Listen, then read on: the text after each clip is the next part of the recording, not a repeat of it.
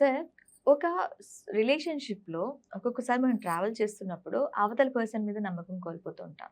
లేదు అంటే ఈ రిలేషన్‌షిప్ నాకు అవసరమా? ఈ రిలేషన్‌షిప్‌లో నేను ఉండగలనా? ట్రావెల్ అవ్వగలనా?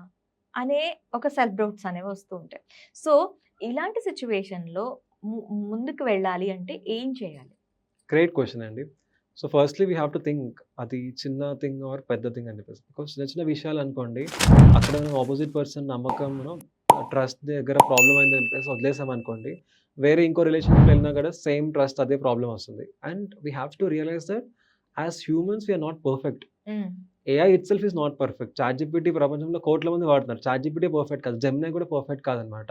ఈ మోడల్స్ అన్నీ ఎలా అవుతున్నాయి? ఎవాల్వ్ అవుతూ ముందుకెళ్తున్నాయి. అవును. యాస్ ఎ హ్యూమన్ కూడా వి కీప్ ఎవాల్వింగ్ రైట్? ఇప్పుడు స్టార్టింగ్ ఆ పర్సన్‌తో ఉన్నప్పుడు ఒక 10 ఇయర్స్ తర్వాత రిలేషన్‌షిప్ చూసుకుంటే పీపుల్ చాలా ఎవాల్వ్ అవుతారు. They keep growing in a relationship. So, అక్కడ ట్రస్ట్ పోయింది కదా! అని చెప్పేసి మనం ఆపేసామనుకోండి అక్కడ relationship obviously it will not help us. So, ఒక ట్రస్ట్ పోతే we have to sit with them. So, first of all ఆ సిట్యుయేషన్‌లో వాళ్ళు ఎందుకు మనతో ఓపెన్ అప్ అయ్యి చెప్పలేదు?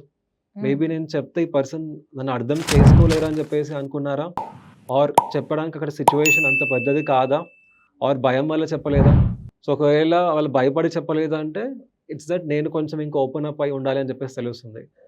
అదెప్పుడు తెలుస్తుంది? ఇద్దరు కలిసి కూర్చొని మాట్లాడినప్పుడు మాత్రమే తెలుస్తుందనమాట. సో, అలాంటి సిట్యుయేషన్స్‌లో ఏందంటే స్కిప్ చేసే కంటే కూడా కూర్చొని మాట్లాడితే టెంపరరీ పెయిన్ పర్మనెంట్ గెయిన్ అని చెప్తారు కదా! అలా హ్మ్. ఉంటుంది. లేకపోతే ఏమవుతుంది?